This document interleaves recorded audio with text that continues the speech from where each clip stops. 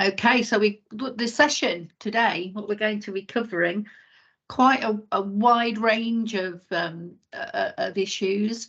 Our first presentation is going to be by Ben Smith, who's the Prevent coordinator. Then we're going to be looking at learning from reviews and a number of issues that have come up in safeguarding children's safeguarding practice reviews, safeguarding adult reviews, and domestic homicide reviews. So we're going to just give you an update on some of those issues and the guidance.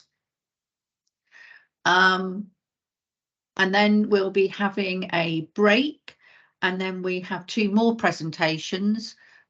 One is about trauma-informed practice, and finally the dynamic support pathway. So please stick around. I think it's going to be really great. We've had a question, will you be sending the slides over later? If we get your email and you fill out the registration form, yes. So moving on, I always put this slide up. This is obviously the third session that we've done, and I put this up really for the people that haven't been on this before, just to give you an outline, a very brief outline of the role of the Safeguarding Children's Partnerships and Safeguarding Adults Board across Leicester, Leicestershire and Rutland. So this is, when we talk about partnership, we're talking about statutory agencies, we're talking about with the independent and the voluntary sector. And those people are part of the, if you like, the strategic leadership are part of the safeguarding partnership boards. And, you know, it is about, if you like, coordinating that effective working relationship to safeguard both children and adults.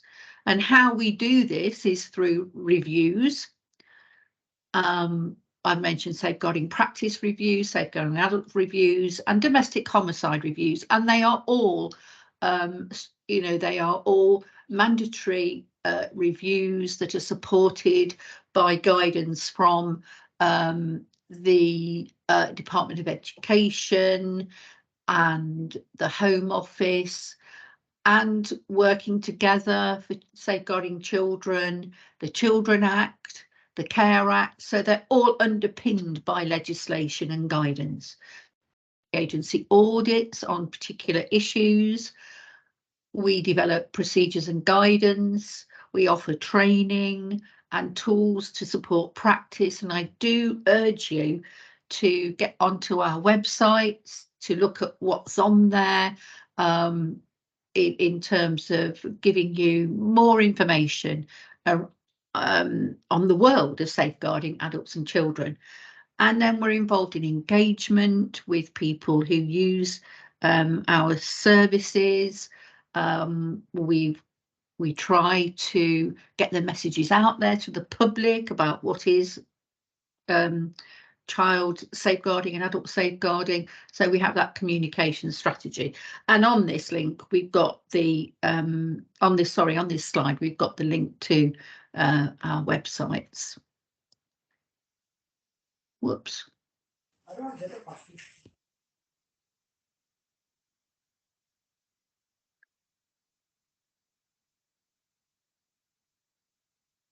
Okay. I seem to have transcript on as well. It's interesting. And yeah, the other thing to mention is Safeguarding Matters, which is our publication that comes out quarterly, and it covers all the issues that are around for us locally and nationally. And there's a link there to where you can find all the copies of previous copies of Safeguarding Matters. From time to time, we do a special edition. and we have recently done a special edition on safeguarding and adults with learning disabilities. So please have a look at that. Well, thank you. Morning, everyone. No, thank you, Helen, and the team for inviting my role to present today. Really good opportunity, especially as Helen's mentioned, 258 attendees. So this is a really good opportunity just to sort of raise awareness of what Prevent is doing at the moment. We can talk a bit about sort of strategy and things like that. So good to be involved. So just quickly, in terms of expectations for the session, I think I'm on till about 10:15. I'll briefly sort of run through my role, what the sort of the role and the duties are really of the Prevent coordinator for Leicester and Leicestershire. I'll then go a bit into sort of national risk around sort of counter-terrorism and just sort of talk about some of the risks. We'll then go a bit local. We'll just sort of make that a bit Leicester specific. So I'll just talk very briefly about a couple of sort of recent cases and incidents within Leicester City.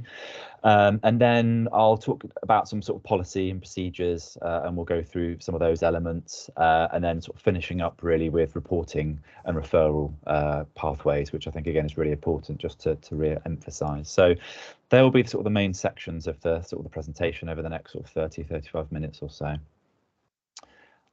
Next slide, please.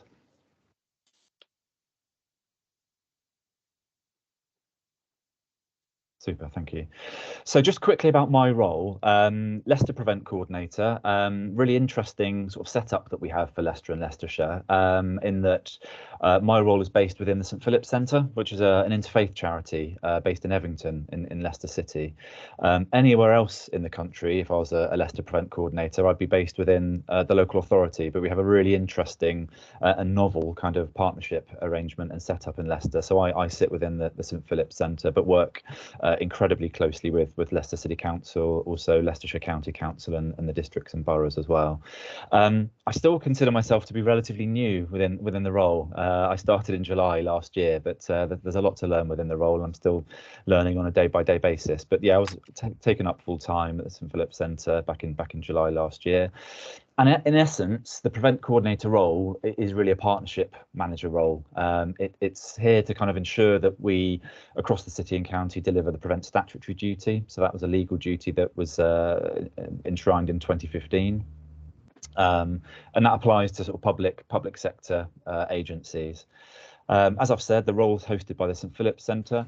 And I think what's really important to emphasise, and I suppose the reason my role exists in Leicester, is that Leicester is graded as what we call a Prevent priority area. That brings with it a whole host of advantages. The main one being we see a real uplift in Home Office funding. So Home Office funding supports my role. We also have a series of other roles based across the city and county. We're currently looking to recruit, as you can see there, a Prevent support officer role. So adverts will be going out fairly soon for that. So that's a role to kind of assist my role directly. That will be based within the St Philip's Centre. We've also, probably for about 5, if not 6 years now, had a Prevent education officer role, the PEO. That's a role I work really closely with. The officer for Leicester City and the county is Elsa Cool, who some of you may know, may have worked with previously, but she's based within Leicester City Council's community safety team, and her primary function is to deliver the Prevent statutory duty across kind of the primary school and the secondary school sectors, so completely sort of within the education sector. Also, just to quickly mention, with that extra Home Office funding, not only does it support the roles that I've mentioned, but we do also have significant community delivery as well with Prevent. So within the 2022-23 financial year, we had 12 community projects that were funded to deliver Prevent activities across Leicester and Leicestershire communities, across kind of a range of neighbourhoods, range of communities, a real range of sort of community sector organisations. And again, I'm sure many will be familiar with some of those organisations. So, for example, Somali Development Service delivered a project, Sharma Women's Centre, Young Leicestershire, Leicester City in the community down with the football club. They also had one of our projects. So as you can see, we have a range of sort of community partners, which I think, again, in terms of increasing confidence and community kind of involvement with Prevent is really crucial. I could probably do a whole presentation just about our community delivery, but I won't. So we can talk about that if anyone needs to on a later date. But next slide, please.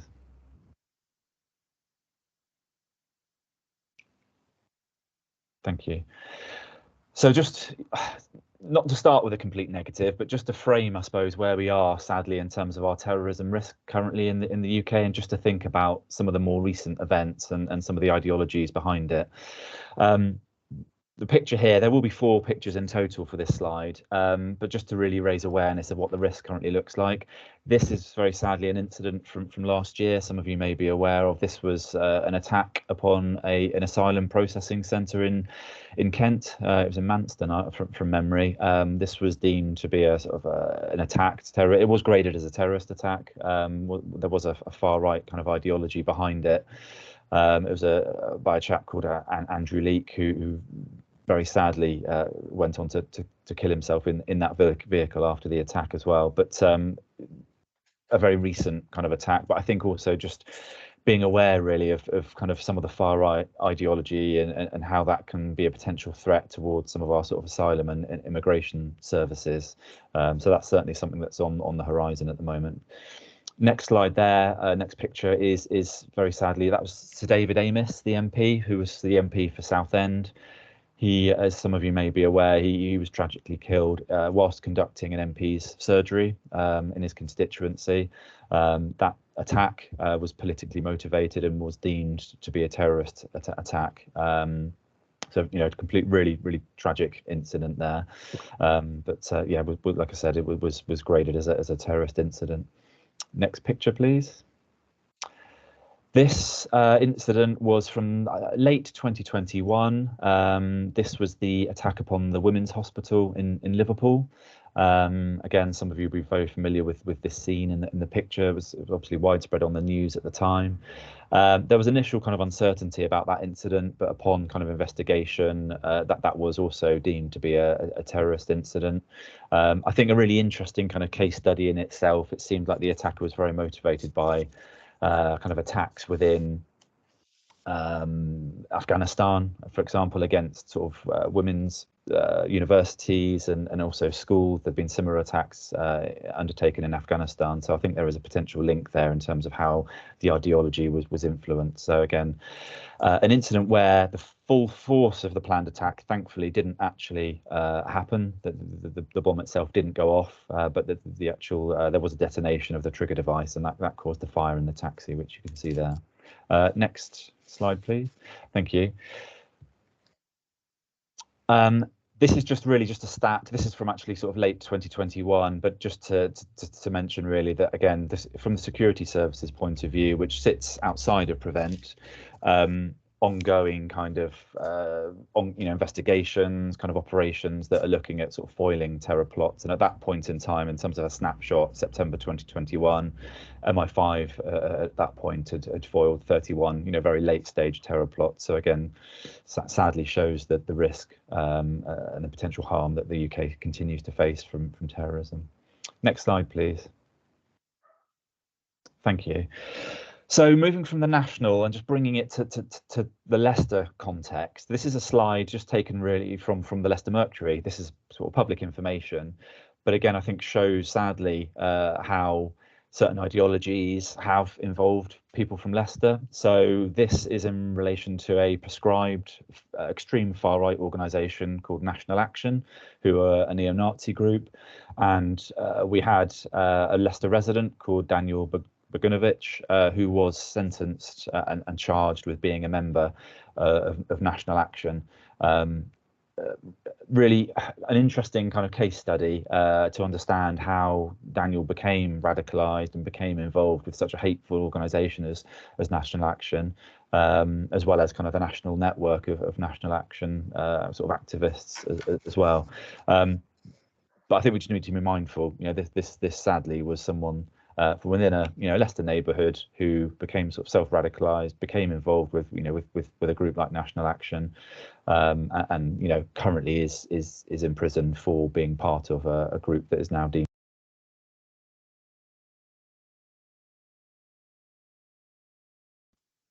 You've put yourself on mute, Ben. Oh, I should be off now, hopefully. Yeah. We're not just talking far right here, but we're talking about extreme sort of far right terrorism. So really serious organisations. Next slide, please. And just so you're aware, just that was just, yeah, the logo for National Action that just popped up. So thank you. Yeah, next slide. Also then, just to maybe from the other side of the spectrum, so moving from the extreme right wing to maybe more of your kind of your Islamic State or Al-Qaeda inspired extremism. This is just a case study. Again, this is open source material, so this was a slide I was able to put together based from information on the BBC. There was an arrest in 28th of March last year in Highfields. And this was for an 18-year-old man for terrorist offences. There was subsequently a trial at the end of last year, and he was found guilty of sort of sharing information and looking at potential kind of attack planning on the sort of the Al-Qaeda Islamic State sort of side of terrorism and extremism. And I think really what's troubling here, I suppose, is the young age of the offender. It's only an 18-year-old lad who was in local college, and it's really sad now that he will be spending time within prison for the terrorism offences. So sadly, someone that's been affected by this for life. Next slide. So, moving from the local and the national, what I would just want to briefly then talk about in terms of policy and strategy is very quickly talk about where we sit currently. So the word contest, you'll see hopefully at the top there, contest is the name of the UK government's current counter-terrorism strategy. So we as part of Prevent sort of feed into contest, and contest is broken down into 4 sort of core elements, which we call the 4 Ps. So what I'll do very quickly here is just sort of move through the 4 Ps just to really showcase what they do. So as we can see there, just the 4th P with prevent. So we have protect, prepare, pursue and prevent. And I think the reason for showing this is just to show again and be clear about the different elements of the counter-terrorism strategy and where I sit, I suppose, as a prevent coordinator. So if we start with protect, there'll be a number of clicks here. So next click, please. So protect is very much around sort of infrastructures. It's about protecting buildings. Many of you will have heard about the protect duty in the news recently. So ongoing now for a year or two has been the Manchester Arena inquiry, which obviously relates to the Manchester Arena bombing from 2017. And one of the main elements that the Manchester Arena inquiry is looking at is the potential for what we call the protect duty.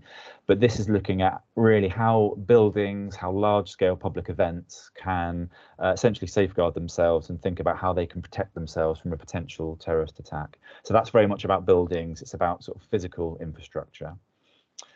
Next click, please.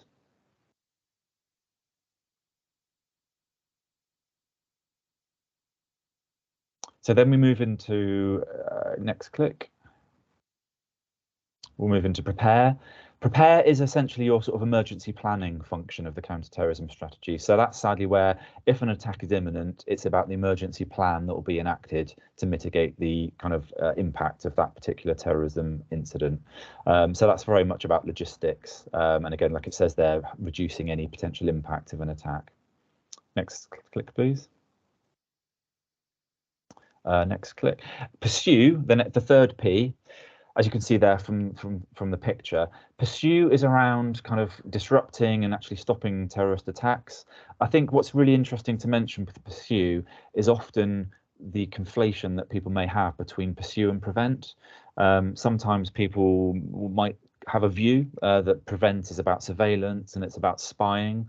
That's absolutely what I am not able to do as a prevent coordinator, and it's not what the prevent program does, but that is potentially what the pursue element of the contest strategy is doing. So that is around surveillance, and it is around kind of stopping and foiling potential plots. So a really important part of the counter-terrorism strategy, but that's very much led by sort of security services, MI5, etc. So very much in that realm. Next click, please. And as you can see there, the types of sort of operations that would be undertaken by Pursue would actually be raids and things like that, that again, Prevent and my role would not be getting involved with. Next click, please. And then finally, then we move into Prevent. And Prevent really is very much around, the key focus is about people. So we are looking at working with people who may be vulnerable to being drawn into terrorism, maybe drawn into extremism and potentially radicalized, but it's very much looking at people that may be vulnerable or susceptible to extremism and then potentially radicalization. Next clip, please. So, like, yeah, very much about the individual. Now, where does that fit in, I suppose, with today's session? The core aim of Prevent, and maybe again where it differs to the other sort of 3 Ps within the counter-terrorism strategy, Prevent is absolutely about safeguarding. So it's a safeguarding process. Like I've said, it's around kind of safeguarding individuals who may be vulnerable or susceptible.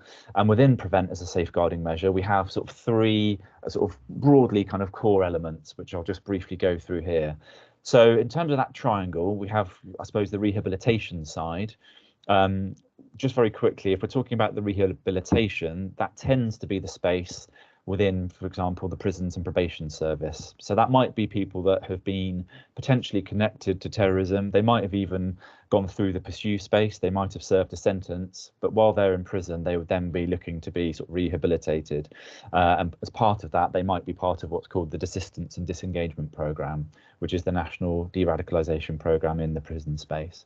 So I, within my Prevent role, have some kind of some links with the rehabilitation side, but predominantly that element of Prevent is being led by prisons and probation. The middle section there around early intervention is there where my role as a Prevent coordinator gets more involved, and this is where again I will keep re-emphasising kind of the safeguarding element of Prevent as a strategy. So we absolutely kind of abide and deliver Prevent within kind of core safeguarding principles. We have, as part of that, something called the Channel Panel, which I'll go into a bit more detail in a moment. And as part of our safeguarding offer, we have sort of tailored multi-agency support available to people that are referred into Prevent. Also then, as part of our sort of Prevent offer and as part of the Prevent strategy, we look to tackle causes of radicalisation. And essentially, this is where some of our community delivery comes in. So where I mentioned our funded community projects, they have a really important role here to play, looking at empowering communities, sort of raising awareness of what Prevent is, equally kind of raising awareness of what Prevent isn't and being clear about that. We look at sort of online as well as offline risks of extremism within Leicestershire, but also kind of more widely, I suppose, the international online space and how that might potentially radicalise local people. We obviously clearly look to tackle causes or potential risks of radicalisation within education. So like I mentioned earlier on, we have Elsa, who's our Prevent Education Officer, our PEO, and she'll be delivering within the education sector. I should also mention that we also have covering Leicester, but as well as the East Midlands, we have a Department for Education regional Prevent coordinator as well. That's a chap called Sam Slack, who's been in the role for many years now, covering Leicester and Leicestershire within his role. But he works within kind of higher education and also sort of further education, so predominantly sort of the college and the university sector. And then we also look at sort of civic engagement. We look at citizenship. So again, it's about involving local people as much as possible within Prevent, and wherever possible, I suppose, emphasising what the referral pathways are for Prevent, and also, I suppose, looking at providing people with opportunities to work through sort of case studies, for example, and understand how the Prevent process works. Next slide, please. So I mentioned in the previous slide channel and the channel panel. So I just want to delve into that in a little bit more detail. And again, we could actually run probably a whole day session, if I'm honest, on the work of channel. But as it says there, channel is a key part of the National Prevent statutory duty.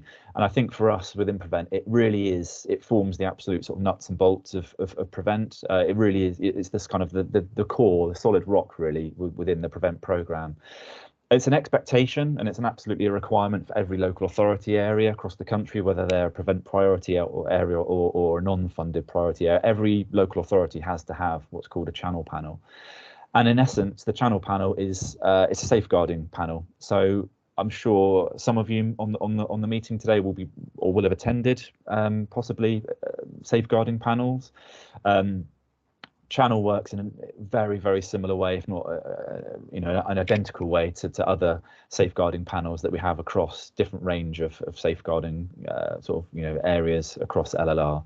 But the key thing, I suppose, that identifies, you know, the work of the channel, it's looking at identifying those individuals of risk at being drawn into terrorism.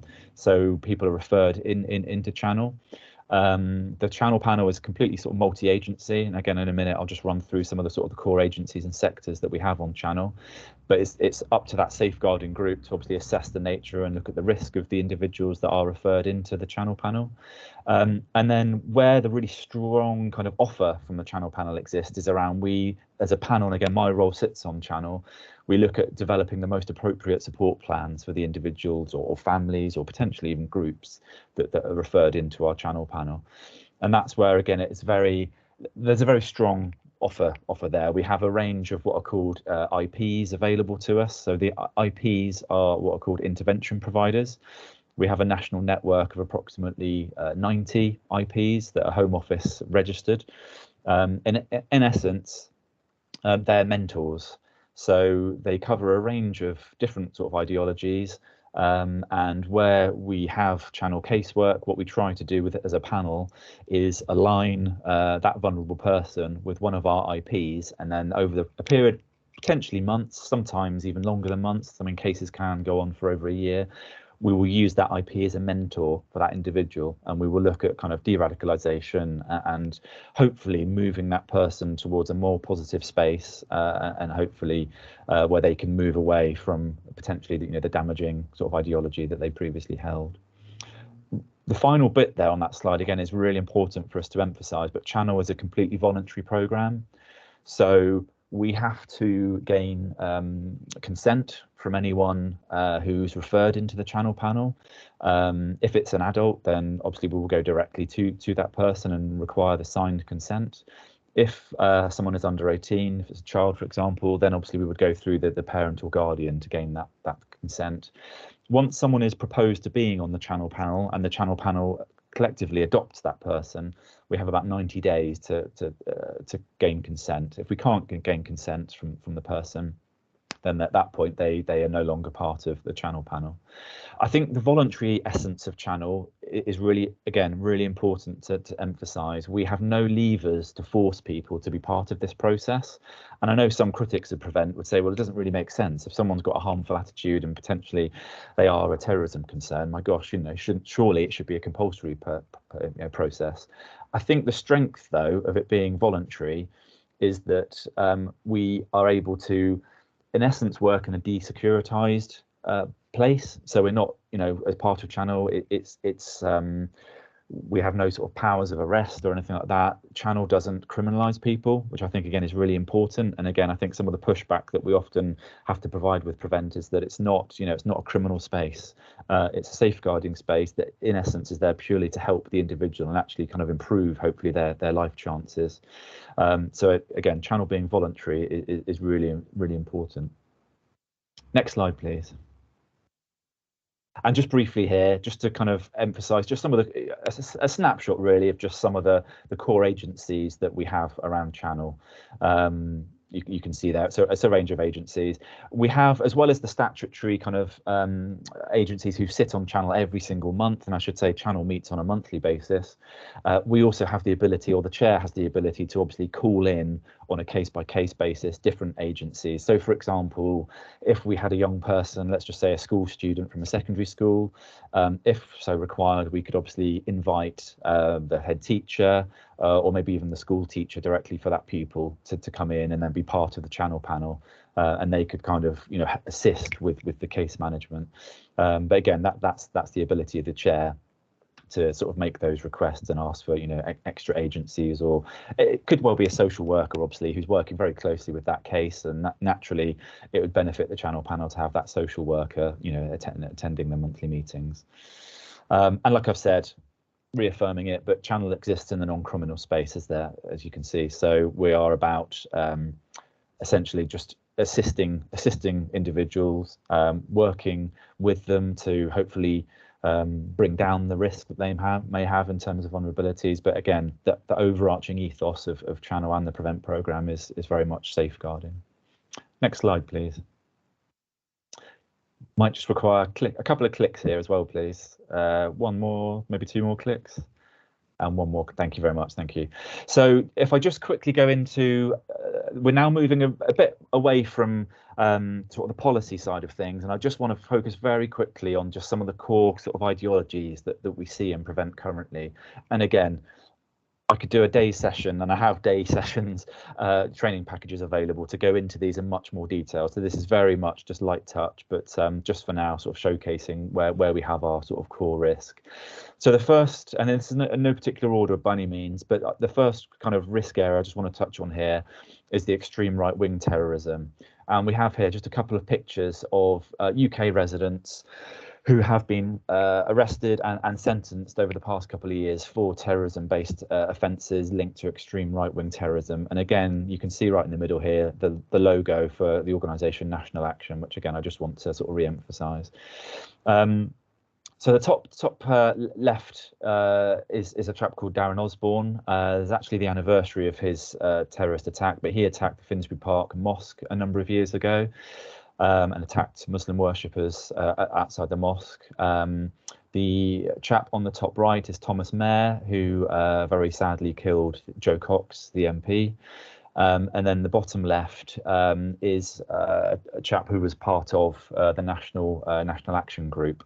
He was arrested last year following quite a lengthy court case, and he was one of the sort of the key instigators of that organisation.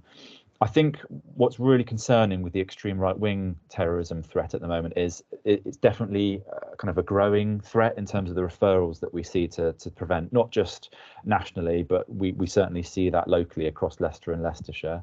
And I think also just worth mentioning the ever decreasing age of referrals that we're seeing. So certainly over the past 2 years, certainly since lockdown, the pandemic year, our extreme right-wing terrorism referrals by age are coming down very much into the sort of the mid, in many cases the mid teenagers, sort of 14-15-year-olds. That's quite a change really over the past couple of years, and it definitely seems to be involving younger people, and again predominantly in the online space as well.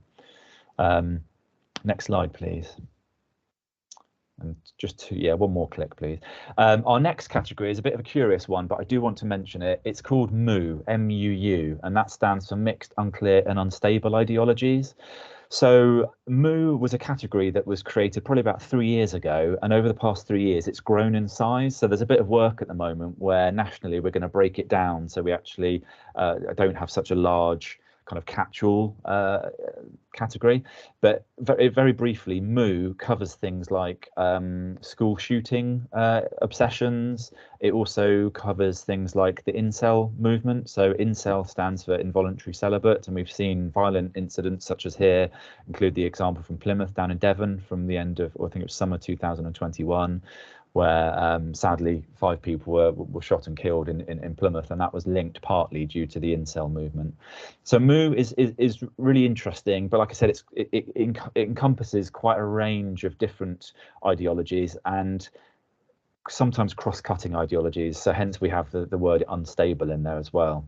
But there is some work going on at the moment just to kind of break the MOU category down a little bit, so it's a bit more distinct, and we have more sort of distinct categories. Next slide, please. Thank you. Yeah, just two more clicks, and final click. Thank you. And then the final ideology that I just want to reference is the Al Qaeda or Daesh or ISIS inspired terrorism. And again, we've just included a couple of pictures there of some of the threats and risks. Sadly, incidents on London Bridge. This remains again a kind of a core kind of ideology of concern for Prevent. We continue to see kind of referrals and cases within Channel linked to Al Qaeda and Daesh. I think the threat picture has changed over the past couple of years. So whereas before, maybe going back to sort of 2014, 2015, when the threat was more around, for example, people leaving the UK to go and fight with Daesh in Syria, that threat doesn't exist in the same way now. We're in a different time period, but there remains kind of just an ongoing, sort of threat and risk there as well. So we probably have around sort of 20% of our referrals in Leicester and Leicestershire linked to Al Qaeda and ISIS inspired terrorism. Next slide, please. And just to mention this was another case study. So again, this is open source material, as well as the previous 3 ideology categories that I've discussed. I just want to also reference kind of the concern that we've seen over the past 2 or 3 years, I suppose, since the pandemic, around kind of conspiracy theories. And this was a local case, some of you may be aware of, many may not, but this was a chap called Oliver Lewin, who was actually based up in Colville, up in northwest Leicestershire. He was a telecommunications engineer, but he, together with others, was actually planning a whole series of terrorist attacks across kind of UK communications infrastructure. And he was, at the beginning of this year, actually back in January, was found guilty, and he's now serving quite a lengthy sentence for terrorism offences. But I think worth mentioning, just because it does show, unfortunately, the direct sort of terrorism linked to conspiracy theories. Again, many of you will be aware of things that emerged during the pandemic, such as the QAnon conspiracy. There's a whole range of other conspiracy theories, but this just provides one sort of case study, really, where very sadly for Oliver, he went down a complete sort of rabbit hole, became completely obsessed by that conspiracy, so much so that he was actually planning to undertake terrorist incidents across Leicestershire and potentially wider across the UK. So he was in a very very dark place. Next slide, please. And I'm just going to quickly, mindful of time, I've got I think a minute or 2 left. I just want to highlight really some of the vulnerabilities and potential warning signs and things you may want to consider working with clients and working with service users within your own agencies. So this just includes a list of potential vulnerabilities, but what I'm really keen to point out here, there's no single pathway to radicalization. This isn't like a tick list of things that absolutely means that if you tick 5 of these, for example, you will be a terrorist. That is absolutely what we're not saying. But what we are saying is just these are potential vulnerabilities to be mindful of. And again, if you have questions about individuals that might be displaying some of these vulnerabilities, that's again where we would encourage a potential call to myself or our Prevent Police colleagues as well, where we would welcome just a conversation about any concerns that you may have for individuals. But this just comes up with and highlights just some of the potential vulnerabilities that we see. And again, within our cases within the channel panel, often more often than not, we would see some of these vulnerabilities present as well within the cases. Next slide, please. And then also just to consider the potential warning signs. So if we're thinking about the vulnerabilities previously, it might exhibit itself in behaviour. And these are some of the warning signs that we might see. Again, being absolutely clear about this is not an absolute tick list. So if someone shows 7 or 8 of these, it doesn't absolutely mean they are going to be a terrorist. I need to be absolutely clear with that. Every case is absolutely unique. And again, that's one of the challenges we face with our work. And equally, this isn't the complete and exhaustive list of all the warning signs that we will see. This is just some. Clearly, though, with this list, as you move towards maybe the final sort of 3 or 4 bullet points there on the right hand side, when we're talking about sympathy for extreme groups, joining extreme organisations, clearly that would be a really concerning, potentially very high risk kind of warning sign. But regardless, these are some of the warning signs that we just want people and sort of agencies and service providers to be mindful of. Next slide, please.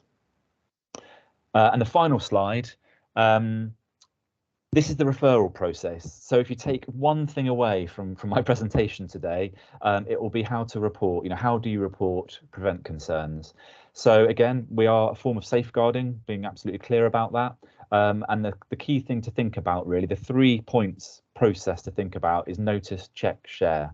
So if you notice any kind of vulnerabilities or the warning signs that I've just talked about, pick up on that, be vigilant about it, think about it. If you feel really deeply uncomfortable about what you're hearing or what your mind's telling you about a particular individual, then check it and check that with maybe a manager or your designated safeguarding lead if you have one. If they have the same concerns with you, then it's the time at that point to then share the concern. And what we'd be asking for is you to make that prevent referral through to us. So I've just included there the police prevent email address. So that's for Leicestershire Police's prevent team. And equally, we have the direct link there through to the prevent referral form, which is hosted on the Leicestershire Police website. And again, I want to be absolutely clear, referring to someone to prevent, we are a safeguarding process. So you're not criminalising anyone by doing this. by you know, again, we in Prevent very much want to work with individuals within that non-criminal space. We want to prevent them from going into the criminal space. So just by having those kind of conversations with the police Prevent team, or even making the referral, you know, we're absolutely making sure we're not looking to criminalize people. So I think that's just really important to mention. Next click, please. I think I'm nearly there now. So again, if you have a concerned individual, escalate, another click. Discuss with your line manager, discuss with your DSL. If they have the same concerns, then absolutely make a referral to Prevent. And again, I'm more than happy to have any sort of conversations. My role is here to have those types of conversations, but it just so happens that the Prevent referral process actually goes through Leicestershire Police, which is the same structure as everywhere else in the country. No, next slide, please. And there you have them. Yeah, just so you have them. There's my email address. As well as my work mobile phone number. So I'm really happy for everyone on the call to have those details. Any queries, any sort of follow-up work that you may have, then by all means get in touch. Like I said, as part of my role, we have a whole range of other Prevent training packages. So if your organisation wants some further sort of training or input on Prevent, then I'm more than happy to have a discussion with you, and we can do that. So I'll leave it there. I think I've just probably overrun slightly, but tried to keep to time. So Helen, I'll hand back to you. Hope that's okay. Thank you. That's great. Sorry, we're seeing something rather random on the screen, but yeah, thanks for that, Ben. That was yeah, really interesting. Liz, is there anything that we want to pick up from the chat at all? Yes, there's two questions. One is around self-radicalisation. Sorry, because people are popping stuff in the chat. It's moving. I do apologise.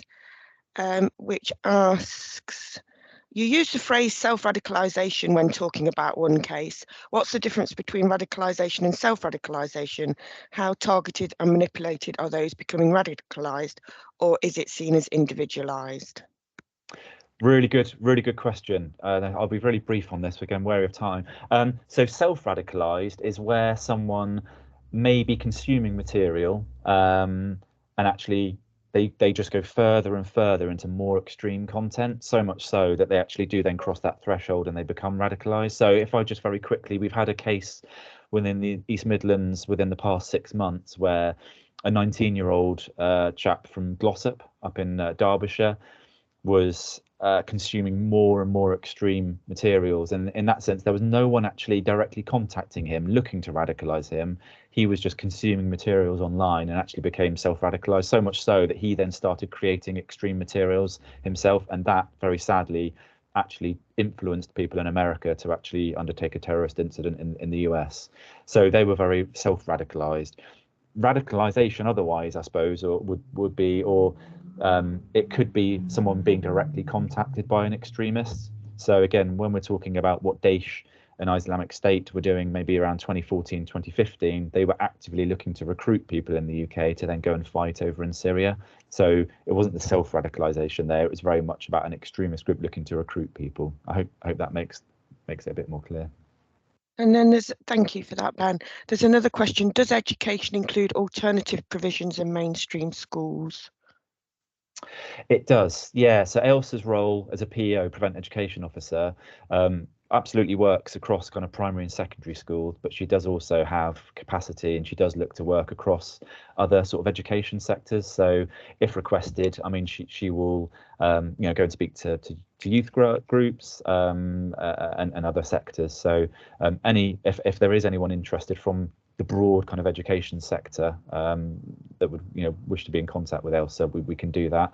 I know about 10 days ago, Ailsa delivered an input to the LLR Independent Schools Forum and provided like a Prevent input there as well. So again, she's more than happy to you know, assist and work with people across the sector. Hope that's okay.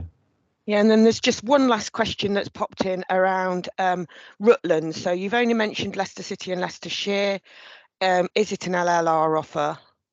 Good question, and apologies from those from Rutland. Absolutely, yeah, it's the LLR coverage that we have. So just in terms of governance, we have the LLR Prevent Steering Group.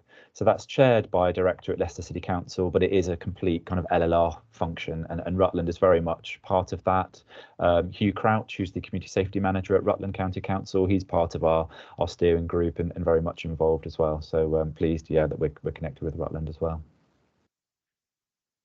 Great. Thanks, Ben. Just very quickly before you go, you mentioned training. How do people find out about training?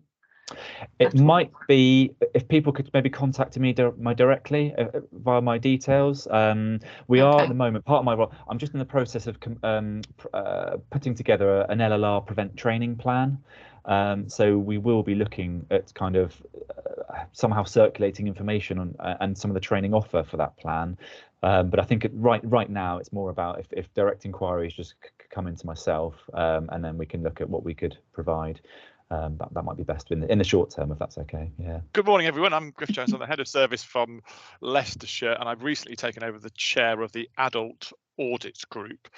We carry out regular audits, multi-agency audits through the year, and the last audit that we carried out in April focused on how we were working to the thresholds. Now, just at the offset to say that in adults, we are having some discussions around the use of the word thresholds, and I think we may be looking to move those into sort of the idea of calling them decision-making tools, but basically the principle will still remain the same. So we were looking at those, and one of the learning that came out from that was around question 2. So one of the questions we wanted to ask, very much part of making safeguarding personal, was how, at the point of view of a referral coming in, how were we looking at to understand the views of the person at that stage of the process when we were looking at it, because obviously that's key in terms of how we then progress work going forward. And generally what the finding with the audit is that the decision making at this point was consistent to what we would want it to be. Staff valued the tools that were in place and are in place at the moment to help them to do that. But one case did highlight the idea that actually sometimes there's been quite a delay in terms of when the referral comes in, when we consider that referral and understanding the person's views and wishes in relation to the issues that have been raised. And some of that has been about the fact that the adult social care worker has been unable to talk to the person at the time to understand what their wishes and views are. That may be in the case we were looking at, it may have been that somebody was at the time in A&E receiving treatment. It may also have been in other areas where adult social care may not have easy access. And so what we did agree as a group was that any person at that time could be asking what their views are at the time around their safeguarding referral. Next slide, please. So yeah, that's what I was saying. So that any person who's working or in contact with that person, if they were aware that there was a safeguarding referral, that we were hearing the views of the wishes of the person at the time, it is not the responsibility solely of the adult social care worker. So what we're looking to do as part of the audit is to promote that, and that's why I'm very grateful that I've been able to come here to sort of highlight that to everyone. And what we're saying is that it's then about how that agency then relays that views to the adult social care worker who's considering the thresholds decision-making process in terms of what we then do going forward in safeguarding. So that was short and sweet, and obviously, happy to take questions as we go forward. Thank you, Helen. Thanks, Griff. That's a really important message, that we keep the person right at the centre of everything that that we are doing. It's important to really understand that person's not only their wishes and feelings, but their lived experience, and that's is vital. And we hear that in our work with children and young people as well. Thank you. So moving on, our next slide. Aha, this is where I'm going to attempt to use a poll. So, hope I've got this right, Liz. So I'm going to go to polls. You set this up yesterday, and I'm going to launch this poll, and hopefully, is it coming up in the chat? Fine. Is it coming up? Yes. It's all right. Yes, it's come Yeah. up. Hey, so have you heard of the term cuckooing? And you need to answer either yes or no.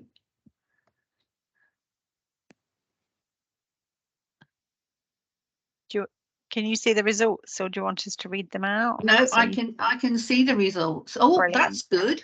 Yeah, 85%, 84%. Oh, just wanted to just mention now that we've got 377 people in the meeting. Isn't that fantastic? Amazing. Amazing. Yeah. Some people are saying yes in the chat as well, so probably not Oh, got the poll, but great. they're agreeing. Yes. Yeah. Okay. Right. I'm just going to close that. Okay. So cuckooing. So I've got Every another. Tuesday, Case Oh, hello. are doing one-to-ones. Yeah, somebody mute themselves because we're hearing about their one-to-ones. Okay, the next question is and close that poll and go back to, you see, this is next question. Okay, launch. So this is a word cloud thing. Okay, so what do you think it is? So just odd words or phrases, if you could give us some idea of what you actually think it is. Yeah. Some befriending, hijacking, manipulation. Oh, it's fantastic. Yeah. Gosh, exploitation's the biggie. Yeah. Yeah. Drugs, criminal, taking over somebody's house. Often homes of vulnerable people. Yeah, it could be 154 responses here. Oh, this is great. Oh, I'm liking this. Yeah. Yeah, the word vulnerable is coming up an awful lot. Vulnerable person. Yeah. That's great. Thank you. Right, so moving on. Yeah. So this is like I wanted to highlight the guidance that we have in the Safeguarding Adults procedures, guidance for working with adults at risk of exploitation and cuckooing. And the reason I'm reminding people about this, twofold really, is that again, it came out of an audit that people didn't realise that we actually had a cuckooing process, cuckooing guidance, and we have meetings, multi-agency planning meetings to look at this area of risk. So this is a reminder that we have them, but also for those people that work with children and young people, you might also want to look at our guidance as well, because it is quite detailed and quite helpful. And as people have said, so cuckooing is a practice where people take over a person's home and use the property to facilitate exploitation, and it takes the name from cuckoos who take over the nests of other people. Gosh. Yeah, well, it does take over the nests of other people, but I mean the nests of other birds. Okay, yay. So, and it's good examples there which people have mentioned in the word cloud, which is up and around drugs and stolen property, using property for sex work, storing weapons, taking over the property as a place for them to live, and again, taking over the property to financially abuse the tenant. And from a Safeguarding Adults point of view, we know that there are people who have been exploited in this way, are very vulnerable to exploitation, think that they're getting some new friends, and the friends turn out to be, you know, bad friends. And we know nationally there have been cases where it's had tragic consequences. I think it's also fair to say that sometimes the people that are doing the cuckooing are also very vulnerable themselves, and that we see perhaps young people who are involved in this type of behaviour, maybe involved in the county lines behaviour, and have issues of their own. So it's really important that when we suspect cuckooing and there are children and young people involved, that we liaise with between adults and children's services. So that's a reminder about cuckooing. The next thing I want to touch on is multi-agency meetings. And it's interesting, just in this this morning's session, we have heard about one multi-agency meeting, which is the Channel panel. I just mentioned a multi-agency meeting to look at cuckooing. So people attend an awful lot of multi-agency meetings. And one of the things that again has come out of reviews and audits is about people's understanding around multi-agency meetings. What is the purpose of the multi-agency meeting? What are we in the right multi-agency meeting? Is this the right multi-agency meeting to be attending? And I think that's, you know, it's really important that as practitioners and as managers, we're really clear about what the meetings are about, why they're being held, and what the expectations are of people coming to the meeting, organising the meeting, or coming to the meeting. So my next slide, again, we have a guide in the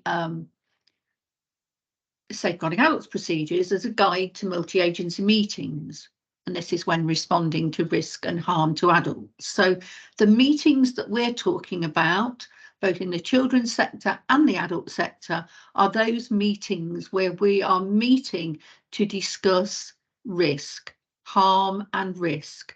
And within the children's procedures, you will find that there are standards to be met in attendance at particular meetings, particularly those where, you know, the child protection meetings, strategy meetings, conference, etc. So, but all multi-agency meetings should include an agreed understanding of information sharing, so people know how and why we're sharing information. They should include a risk assessment, defensible decision making, and so on. I'm not going to go through the whole list, but I do think that important things are a clarity of purpose, making sure also that people know what to expect at a meeting, what to bring to a meeting, and that they don't leave a meeting without knowing what the next steps are. And, you know, the timescales, any contingencies. So it's really important. And I think this is particularly important where you have a situation where it's a complex issue, where there are multiple agencies involved, and from an adult perspective, where perhaps you've got fluctuating capacity of the person concerned and engagement. So it's making sure you're at the right meeting and you're prepared. So my other little poll here was to ask you to think about what are the best things about a multi-agency meeting. So if you could just perhaps think of the best things that come out of multi-agency meetings.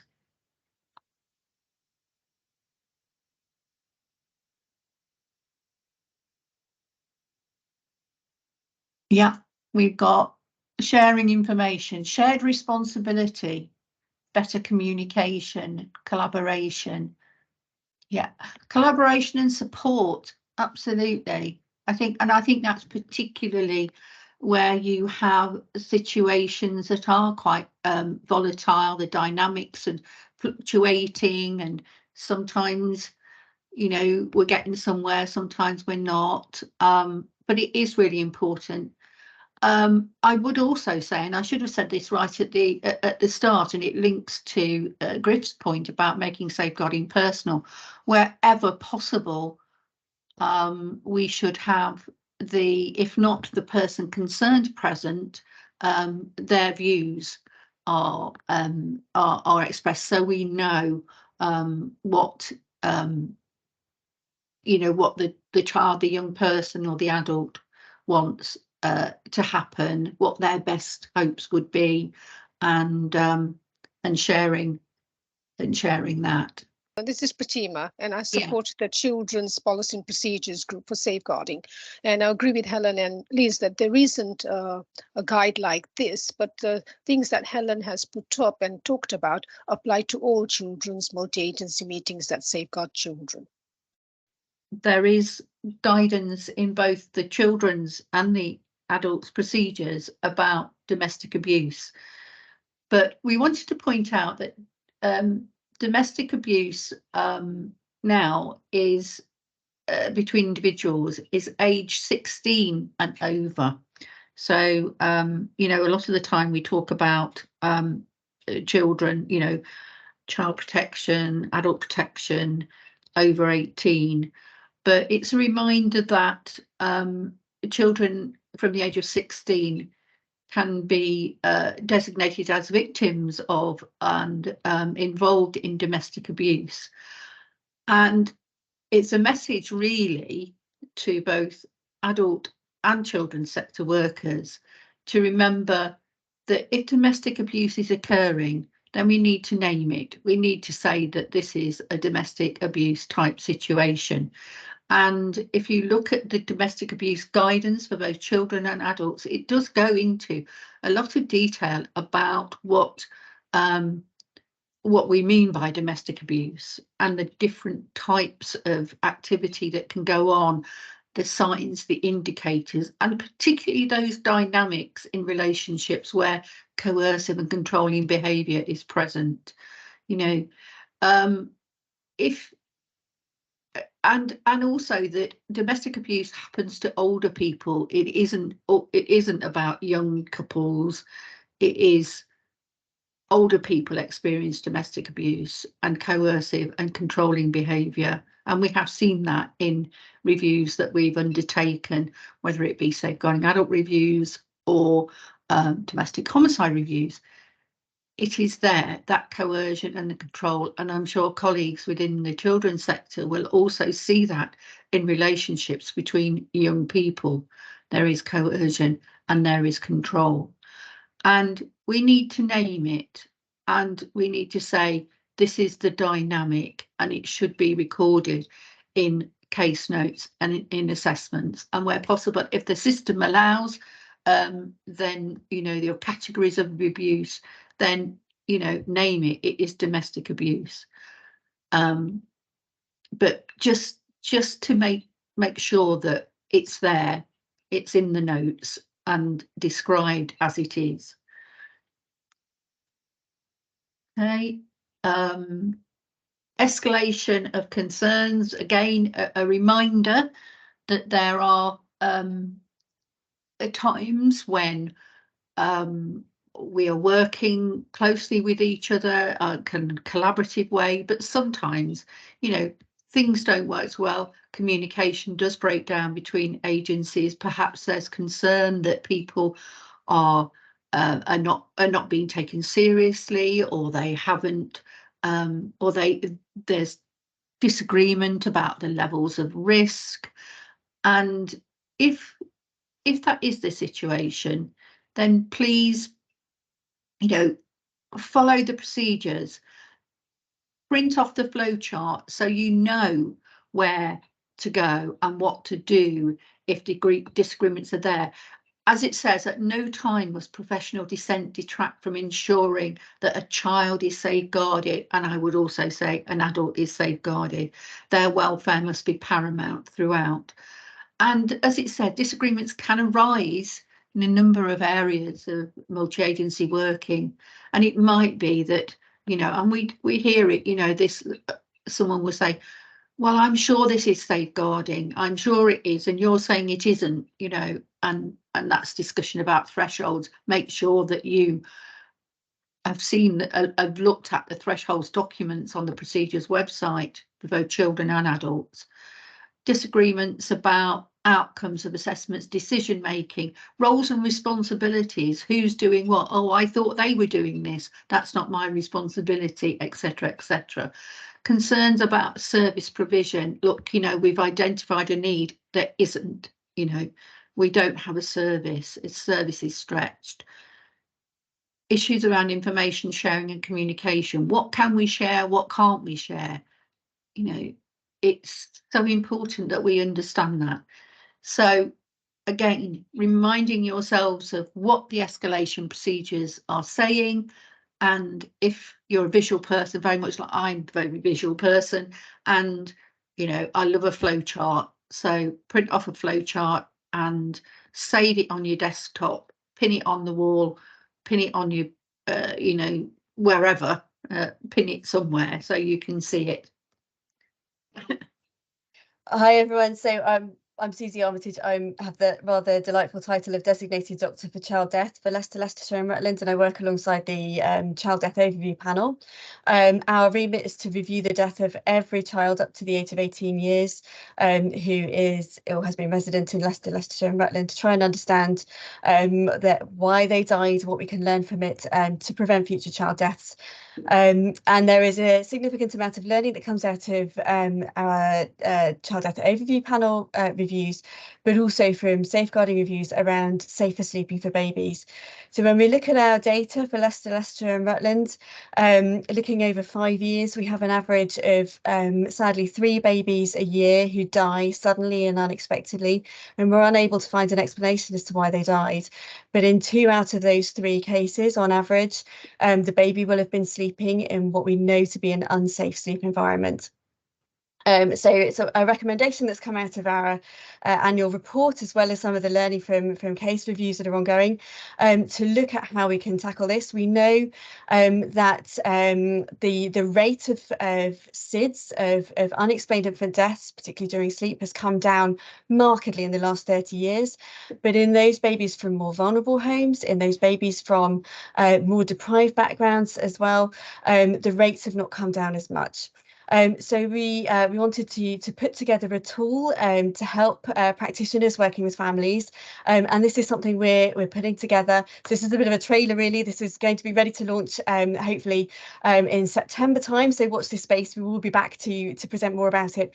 But we're developing a tool for any practitioner working with a family where there is a young baby to use, to help support them to have conversations with families, to give families information, help families to plan ahead and to make choices, to pick up on any particular vulnerabilities there are for that family and help support those, to try and help families have a safer sleeping environment for their babies. So yes, like I say, it's coming. We've got involvement from lots of different agencies in developing this. We've also already had some feedback and input from parents as well. So yes, we'll be back later on this year, hopefully, to present this in full. Thank you. That's great. Heidi. Yes, that's me. Yeah, I'm here. Okay, so this is just a little reminder, really. We did have a look on the policies and procedure to see how many people are registered, and actually there's not that many people registered for updates that will automatically come through to your email. So by registering on the multi-agency policies and procedure website, you will automatically be sent updates of any changes to policies or procedures. So keeping you right smack bang up to date really with what's happening and having the most recent information. And it's really what happened was there were some changes on the multi-agency policies and procedures in adults, and that then there were people who were registered, and then that wiped, when the updates happened, it did wipe registration. So what we are asking is for you to, if you think you're registered, please just register again, and the same for children. So when you receive the slide, you're going to receive this slide which has got the links on them for registering for the update. So you can register for adult updates and also register on the children, and it literally takes a few seconds to do. I've done it myself. You know, you click on the link, it takes you to the website. Helen's taking you there. You fill in a couple of details and press submit, and then you will be registered for updates. It's really, really good for whoever the regulating body is. So it's good evidence for the CQC, for Ofsted, you know, to say that you are registered and that you're getting those regular updates. So again, just a little plug, a little bit of a prompt there for you to do that, and the links to make it a bit easier. That's it from me. Thank you. Lovely, thank you. Okay, I shall introduce myself. I'm Claire Leyland and I'm a team manager from Barnardos, and I work on the trauma informed practice team, and I've worked across West Midlands and into Leicestershire recently in the last year. So we've been working on delivering training out to all services, all agencies over the last year, and I think prior to that, before I came into place, it was going for longer as well. That's not me that's done that bit. Okay. So I'm going to just do a real whistle-stop tour of what trauma-informed practice is, because normally it would take me 3 days to talk it all through. So we've got 45 minutes and I'm going to do what I can in that time. Basically, we're going to start looking at the 4 R's. So if you've ever heard of trauma-informed practice before, you might have heard of SAMHSA, and they are the Substance Abuse and Mental Health Service Administration in America. And they came up with this trauma-informed care in about 2014. And from that, we've built on knowledge. But I think it's always really useful to start with their 4 R's, because we start to think about what is trauma, how do we realise what it is, can we recognise it, can we respond to it, and can we resist re-traumatisation in all that we do, so absolutely do no harm. And I think if we start with those 4 broad concepts as we go through, you'll see how they all fit together. And SAMHSA really is kind of the big player in the world around trauma-informed practice, and everything that has come after that time has really been developed by and built on these original concepts. So I kind of want to introduce those first, and I'm going to go through the training, kind of looking at what are those things and how can we build them into our practice today. Because we're talking about trauma, I feel it's really important to just acknowledge that everyone potentially has had some kind of trauma in their life or some adversity. So I want to firstly say, although there should be nothing particularly triggering in today's training, we never know how someone's going to feel around trauma. So it's important that I give you some kind of dysregulation techniques. So to get yourself back to being regulated, what can we do? So I put 2 up on the screen, and they're the kind of the easiest ones. The 5-finger breathing technique, which I think is fairly self-explanatory, but also the butterfly hug, which is a bit of a favourite of mine, that when I start to feel my heart racing, or I start to feel a little bit uncomfortable, I might start to do that. So I want to give you guys the opportunity to know about those, to have a think about those. But equally, if there's anything that comes up today, please get in touch with me afterwards.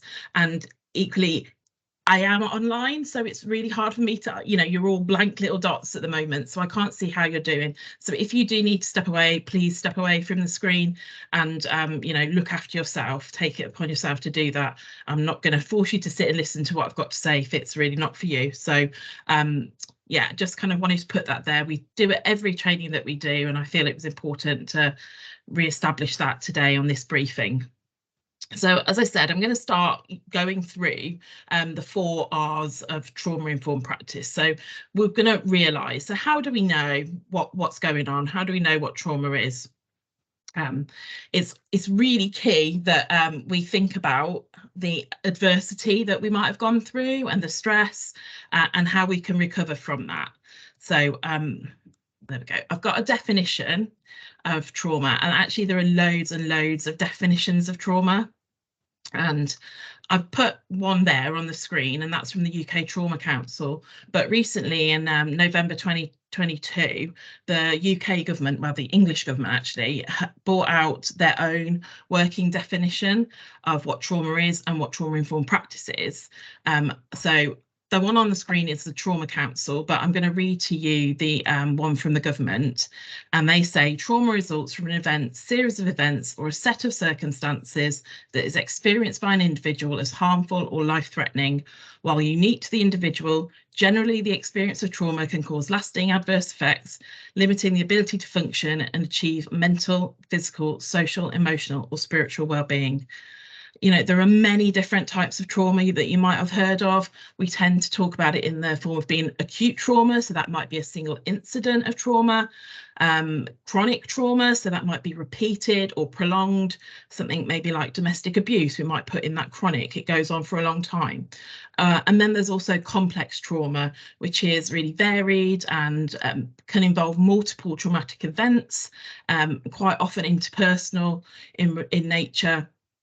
And you might have also heard of things like organisational trauma, relational trauma, intergenerational trauma. It kind of goes on, and it really builds a picture, but I haven't got time to cover all of that today. So really, I just want to focus on what we might see as trauma and what happens to us and our bodies when something traumatic might happen to us. I feel like I've lost my clicky bit. Oh, it has clicked over. Gabor Mate is someone that talks a lot about trauma, and he has real lived experience. And if you've explored this area before, then you've probably heard of Gabor Mate. And he says trauma is not what happens to us, it's what happens inside of us as a result of what happened to us. And then he goes on to say it's not always caused by the bad things that shouldn't happen. It can be experienced when the good stuff that should happen doesn't happen. So what does he mean by that? He's talking there about the good stuff being attachments. So if in our first 1001 days after birth we're kind of not getting what we need, then that is just as traumatic as any event that could potentially occur to us. Trauma really does change how we perceive others and the world around us and even ourselves, and it changes the brain. And I think that's the important bit that I want you to take away from today, the changes in the brain that go on to have effects later on in life. It really disrupts our capacity to plan and think in some ways, and it really strengthens neural pathways that are there for survival. It works on our survival instincts. And it's important that we realise the implications of trauma on a child's ability to cope with stress. And don't forget that those children go into adults, if they have had trauma in their childhood and it hasn't been processed and dealt with, then they're going to still probably be responding very emotively in difficult situations, because they'll be working in the little bit in the back of their brain that is their survival response. And another person worth noting here is Bessel van der Kolk. He explains that after trauma, the world is experienced with a different nervous system. So every new encounter or event is kind of contaminated by the past. I don't want this to be a really negative view, because actually lots of people that have had trauma or adversity in the past have gone on to do absolutely fantastic things. So, you know, these are possibles, maybes. It's not necessarily going to happen to everyone in the same way. But yeah, I want that to kind of be really clear as we go through the training. I'd say the training, it's the briefing today, but so I also want to introduce the 3 E's, again from SAMHSA. The 3 E's of trauma are around the event, the experience, and the effect. Now, I think it's important to note that what is traumatic for one person is not necessarily traumatic for another. And I think throughout the work that I've done over my working life, really, I've noticed that mostly when I've worked with families with multiple children, they've all been through a very similar experience, but they've all experienced it very differently. And I think that's an important takeaway, that your trauma will be different to somebody else's trauma, and no trauma is better than another or trumps another. It's not like that. It's how our body copes with what's gone on for us. So on the slide in front of you, you can see sort of some of the things we might consider when we say the event. So it might be your lived experience and the circumstances of that event. It might be that it's happened one time or it happens repeatedly over time, but ultimately what it does do is create a high level of toxic stress, and that in itself causes trauma within us, a bit like Gabor Mate said a moment before. The experience is each person may experience that completely differently, as I just said, and that lived experience, how we put a label on what's happened to us, how we put a meaning to what's happened to us, will therefore be our experience of it. And there are ways that we can shift how people think about their lived experiences through therapy, but trauma-informed practice is not really about that. As we get towards the end of the presentation, we'll see that we can be therapeutic in the way that we work with people without being therapists, but we must know our boundaries.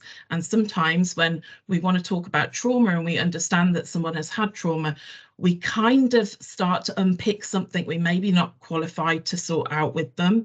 So it's about being careful and going with it, holding trauma in mind. And the bit I said right at the start about avoiding re-traumatization and doing no harm, it is quite easy to do harm when you think that you're trying to do good stuff. So I want people to be mindful when they do start talking about trauma with people, that their experience of it could be very different to how we might think they might have experienced it as well. And then it moves on to the effects. So what are the effects of the lived experience or the circumstances that might have been traumatic? What's been left behind in our body? Sometimes it's difficult to see the connection between the event and the effect. Sometimes it might have a delayed onset. Trauma doesn't just arrive the day that something terrible happens to somebody. It can take years to come out. And when we think about our veterans and PTSD, you know, it's that moment in which they're transported back to a really difficult point in their life, and understanding the effects then are really as if it's happening right now again. So it's not always easy to spot. We might think, well, why are they behaving like that? Well, actually, underneath all of that was something that happened 20 years ago. So to be just really cautious and mindful that those effects aren't always instant. Okay. So recognise, how do we recognise the signs and the symptoms? I would really love to spend a load of time talking about that, but limited time. So I'm going to try and keep it short. But ultimately, how are we going to start to see the signs and symptoms of trauma? And in there it says in staff, families, clients and others involved in the system. And for me, the first part of that, staff, is really important, because there is a really great Rachel Redman quote, and she says, the expectation that we can be immersed in suffering and loss on a daily basis and not be touched by it is about as unrealistic as expecting to be able to walk through water without getting wet. And I think that sums it up. When we are working with families or adults or children, and they are sharing these really difficult times in their lives, because we're generally working with people who are in crisis, something has happened that's led us to be there. There's no way we can walk away and it not affect us in some way. So if we don't look after ourselves through supervision, through reflections, through getting some exercise and connecting with friends and family, then we will start to potentially kind of head towards burnout or vicarious trauma. And so it's really important for me that we look after our workforce, because if we don't look after the workforce, we can't look after the people that we're trying to support. So that first person there in that sentence is key, the staff. We need to make sure that we're checking in with each other, and there's lots of ways that we can do that. So I'm going to have a quick move on to a slide around, if you've done our training, you will have seen this bear before, so I apologise, but I wanted to bring in our bear because it's a way of talking about how our brain and our body starts to react under threat. So I'm using a bear because generally people haven't had a traumatic incident with a bear. If we were in Canada, I might change this to be a completely different slide. But so I want you to imagine that you're walking through the park and a bear comes and just happens to kind of roar in your face. I want you to think what's happening inside your body at that point. You're likely to have a traumatic stress response. So when we're under threat, our brain will immediately start working in its most primitive place, which is here at the bottom on the brain, in this brainstem area here. So the automatic responses happen here. So you might have heard of the autonomic nervous system, and that's when that kicks in. And our muscles might get tense, we might start to sweat, our heart rate might get higher, we might breathe faster.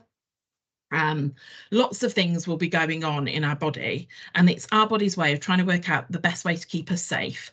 So this is when our Fs happen, and we talk about the 5 Fs, but actually in reality there are more than 5 Fs, and some people don't get any of these responses. So again, you know, we're going to take it in the broadest sense here. So many of you will have heard of these Fs and what's going on here. So it's happened here in our brainstem, something scary has happened to us and our body is going to respond. It's not going to use our prefrontal cortex where we do thinking. It might connect here with the amygdala in the limbic system where our emotions are, but generally it's going to sit here in the brainstem. Instant response is going to happen to us. So fight, you might want to fight this bear, you know, you might want to have a go, like I've got it, I can stop this bear, I'm going to punch him on the nose and he's not going to come at me anymore. Or we might flight, so we might run away or do all we can to escape the bear. We also might freeze, so just stand there and, you know, I'm going to say trigger warning here and take care, but in situations such as rape, we quite often hear the victim say, I couldn't move, I couldn't make a noise, I couldn't do anything like that. And that could well have been the freeze response. And then we also have the flop response, which is when literal catatonic kind of collapse of the body, where your body just gives up. It just goes into its most like habitual kind of space, lying down and just not being able to move. Your whole body is just focusing on your breathing at that point. That's all it can do. The one that I've skipped over there is fawn. It's also known as a friend response. And I think for a lot of people, you've just talked about cuckooing earlier, and that made me think about this response. When I did some work with the police, they identified this, the fawn and the friend response, as being something they see in cuckooing. So the friend response is when you have maybe met this bear before or know about this bear, and what we need to do to protect ourselves is to befriend that bear or be kind to that bear or do something to that bear, because actually that bear might keep us safe over other things in our lives, even though it might potentially still hurt us. So if you think about the cuckooing scenario where you have, let's say, an older person living in a property and these people have come in and are pretending to be friends with that person to manipulate and coerce. What we will see there is that the person will still be scared. They will maybe know that this isn't okay and that they're being coerced, but their way of staying safe is to befriend them and to protect them. And the police shared with me about how that when they were in that situation, it was very difficult to gain evidence because that person was saying, oh no, I want them here. This is what I want to do. You know, I'm happy with this. This is how things are. So that can kind of add into that cuckooing that's going on, this response that we have learnt over time. And sometimes we've learnt that from a very young age. Let's say a child who's experienced abuse might have learnt that from learning that their caregiver, when they're angry, then bad things are going to happen, so that they know they need to keep that parent happy by doing fun things and nice things and doing stuff for that parent, and that is then preemptively preventing themselves from being hurt. So it can be that learned response to prevent yourself from being hurt. I hope that makes sense. But what's going on in our brain essentially is that we're working in our brainstem. Okay, so what can trauma look like? Now, I've got a list here. It is definitely not an exhaustive list. It's just a few things that have come up regularly in our trainings that I've put together. So I've put there behaviour is communication, because ultimately, whenever we see any kind of behaviour that is going on, we need to start asking the question of what's underneath that, what's going on for that person. Why are they behaving in this way? Why are they communicating in this way? Because behaviour is ultimately a communication. So you might see someone who's quick to anger, with poor self-esteem, feelings of guilt and shame, impulsive, withdrawn, hypervigilant, prone to outbursts, distrusting, difficulty controlling emotions, unable to concentrate, might be anxious, and might be feeling persecuted. Oh, I've gone too far, sorry. Ultimately, you could apply that list to so many other things as well. So when we talk about trauma-informed practice, we're just asking you to hold that in mind as one possibility. It's not always going to be trauma that is causing some of these behaviours. We might notice that some maybe behavioural difficulties in school aren't because of this, it's because of a learning difficulty, you know, but we need to be starting to ask that question of what's going on, what's behind this behaviour, what do we understand? But also what's missing there is that people-pleasing behaviour that I talked about just, and sort of no eye contact is quite common, but then no eye contact is quite common if you have someone who's on the autistic spectrum disorder, let's say, you know, it's not, this list could be applied to so many things is what I'm trying to say in amongst that. Okay, so moving us on, I want to talk a little bit about this window of tolerance. Some of you may have heard of this before. Now, this is a metaphorical window. So this, we suggest that everyone essentially has a window of tolerance, and that we can live quite happily in that middle band, in this band here. Lots of people live here. So that's not to say that nothing bad ever happens or you don't have highs and lows, but what it's saying is you can kind of maintain yourself within that window of tolerance, that little bit there. For some people, their window of tolerance will be much, much narrower than someone else. So if we talk about someone who may have suffered some trauma, their window of tolerance is likely to be smaller. So what we will see is behaviour that means that they're going to pop out of their window of tolerance. And the ways that we will spot this might be behaviourally, so might go into their hyperarousal stages where they are maybe out of control, they are angry, they are hypervigilant. But equally, they might pop down lower out of their window of tolerance, where we see that they are maybe exhausted or disassociated, really zoned out, and that will be their hypoarousal state. So with somebody who's suffered trauma, that you will see more often. So you might see that more often in people that you're working with. You might see that they are spiking in and out of here. Just like, you know, that threat of the bear in the woods, someone may well be out of their window of tolerance because they've been triggered by something. I'm not going to talk about triggers today, but triggers are those things that take us back. Like there's a wormhole of pain, it takes us back to something that happened in the past, triggered by something that's happened right this second. You know, it could be a perfume, it could be a smell, it could be a sound, it could be anything.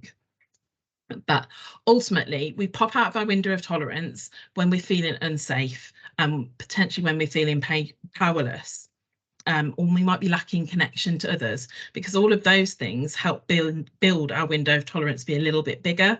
So resilience is a key word that's used all the time. And what is it? Ultimately, resilience will be built when you have those things that I've just said, when you have an adult or someone to talk to that you feel that you can trust, and that you have a community that might support you, or that you have rules and boundaries and safe spaces to be.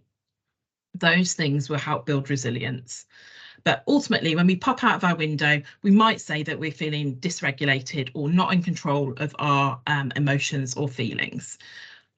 I have got a video by Dan Siegel, and I think it's really useful because it's, again, a really good one to use with people. The best thing that we can do is someone has suffered from trauma is to teach them about what's going on in their brain. So we can take away the shame, because with trauma quite often comes a whole lot of shame. And if they're understanding that actually their behaviour is normal for someone that has been through what they have been through, then this is normal behaviour. And it's about how can we start to regulate ourselves. But I'm going to show you this video by Dan Siegel, and he will talk that through. One of the most rewarding experiences for me has been to study brain science and apply it to the experience of parenting. And the hand model of the brain that I use to teach parents is very useful to understand that. So if you take your thumb and put it in the middle of your palm, put your fingers over the top, this is a very useful model of the brain. And when we can actually see in front of us what's going on in the brain, then we can change what the brain does. So let me walk you through very basically what happens in this brain and the structures in it. And it goes like this.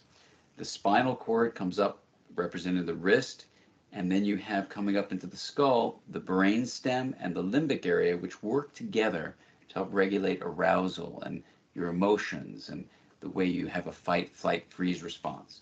These are below the cortex, the limbic and brainstem areas, and the cortex is this higher part of the brain that allows us to perceive the outside world, to think and reason. And this frontmost part of the brain, right behind your forehead, so the person's oriented like this, is actually the part that regulates the subcortical, limbic, and brainstem areas. This regulation is very important because sometimes we can have all sorts of things happen in our life. We're tired, we're exhausted, someone pushes a particular emotional button, and we can flip our lids. So rather than being tuned in and connected and balanced and flexible, we can lose all of that flexibility, even lose moral reasoning, and act in ways that are terrifying to others, including our children. Now, you can actually bring yourself back online and come back to the high road and make a repair with your child, and that's important to explain to them. And you can also use this hand model of the brain to explain to children, even as young as 5 and 6, how to understand when their emotions are rising up from the brainstem and limbic areas here, and how it's overriding the prefrontal area and making it so they may be about to flip their lids.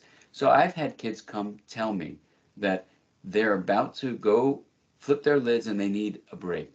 They need a timeout. And by even just naming that, they can tame it.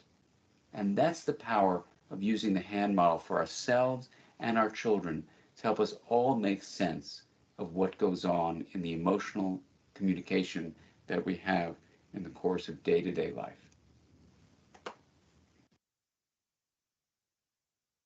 I find that video really useful, and I know when I've delivered it on training and when I've shared it with other organisations and again with the police, they found that a useful tool because they can think about the person that's presenting with them. Where are they? Are they in their window of tolerance? Are they about to flip their lid? What is it that we need to do to support them to get them to be regulated again?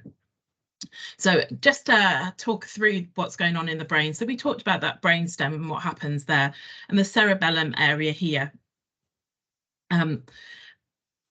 What happens up here in the prefrontal cortex is most of the reasoning and the rationalizing, and that's not really developed fully until sort of mid-20s. Now it's different for everyone, so I won't want to give a figure on the 25th birthday, then your brain will be fully functioning and fully working. But ultimately, it can help us think about teenagers a little bit more. They're working a lot in the limbic system, a lot in the emotional area of their brains, whereas a lot of the reasoning and rationalizing goes on up here in the prefrontal cortex. But how can we help someone when they are feeling dysregulated? So when they're working in the brainstem and in this region here in the limbic system, we can use something called regulate, relate and reason. And that's about noticing, what do they need when they are in their brainstem stage, when they're in their fight or flight, what is it that they need? They need to be able to regulate. For some people, they've never been taught how to do this. It's not something you just suddenly know how to do. You might have been taught it by your parents. When you're upset, they will cuddle you and soothe you. If you haven't had that, then regulating becomes quite difficult. And if you've suffered from some trauma, again, regulating, because you're living a lot of your life in this section of your brain, regulating is not going to be something that you're able to do unsupported. So we talk about co-regulation, and that is when someone else helps you. So That's easy to do when it's a child we're talking about. So the phrase connection before correction, we need to making sure that we can connect with them, that we can calm them by talking to them calmly, by sharing soothing sounds and kind of being with them, not necessarily holding them. For some children, that's very difficult. It gets a bit harder as adults grow up and still haven't learned how to regulate, because they're not going to appreciate you trying to hush them or make rhythmic sounds with them. They're going to kind of look at you and say, what are you doing? But actually explaining what's going on in their brain. Oh, I can see right now that you're not feeling so good. What about a glass of water? What about counting 3 blue things in this room? Thinking about little de-escalation strategies that will take them out of that fear sensor of their brain, then those things can kind of help. So hopefully that's given you a bit of a highlight around what is going on in the brain. As I said, co-regulating is really important. If we can do that with someone, if we can teach them how to get themselves calm again, and that will be different for everybody. And then we can lead ourselves into this space, thinking that every little interaction that we have is a potential intervention. And that's something Karen Treisman says. And she, again, another real thinker in the trauma-informed space. If you haven't read her stuff or seen her stuff, then I would recommend you go away and have a look at it. At the end of the presentation, there is a list of resources that I kind of suggest that everyone should have a little look at. But yeah, sometimes it's the little things that we do that are really important. And I think about my old job and how, just from that first phone call with speaking to a family that I'm about to work with, I can set a tone. And if that phone call is a friendly, kind space, they're more likely to want to engage with me. If that first meeting is about me kind of being honest and open and transparent and offering them a space to just freely talk, I might get a better response. So we start to think about what is trauma-informed practice, and it's those little things. Every little interaction we have with somebody, we need to keep in the back of our mind, how are they coping with this? I don't know their history. Have they had trauma? Is there other things going on here? Holding that in mind will mean that I respond to them in a way that builds trust and safety, belonging, connectedness, all of those words. And at the start of the presentation, I said it's not just kindness and compassion and empathy, and it's not, it's so much more. And I think sometimes people feel, oh, that's what trauma-informed practice is, a bit of compassion and empathy. Actually, if we just say that, we miss out on all of the amazing things that we can do to be part of someone's journey in exploring their trauma or feeling safe in that space when they have had trauma. So respond. How are we going to respond? So we need to understand the brain. So we've just done that. We need to understand what trauma is. We've done that. And now we need to think about how we're going to apply that to what we do and our policies and our procedures. Sometimes we, as practitioners on the ground, can't necessarily change policies and procedures, but we can all do our little bit. Trauma-informed practice is really the golden thread that goes through everything that we do. And it doesn't matter at what role you're doing, you're important too. And that goes from the cleaner to the secretary to the administrators to the security guards. Anyone that works in an organisation needs to understand trauma, because they are going to be the first point of contact for a lot of the people that we work with. So what is trauma-informed practice? I've popped on there. It's a strengths-based approach. It's rooted in healthy reciprocal relationships, and I can't kind of say that enough. The relationships that we create with the people that we work with will be the kind of bit that we can help with change. If we've got a good relationship, someone is going to want to believe and work with us. So that will help change ultimately. Promotes a culture of safety, empowerment, and collaboration. We need people to feel safe in the space that we're providing, whether that's physical or emotional. We need people to feel they have power and control over their lives. A lot of people, when there has been trauma in the past, that's the bit that's been missing, that power, that collaboration, that empowerment. So don't do anything to us without us would be a phrase that I would say. You know, it's important that we take people on the journey. We can't have that journey without them.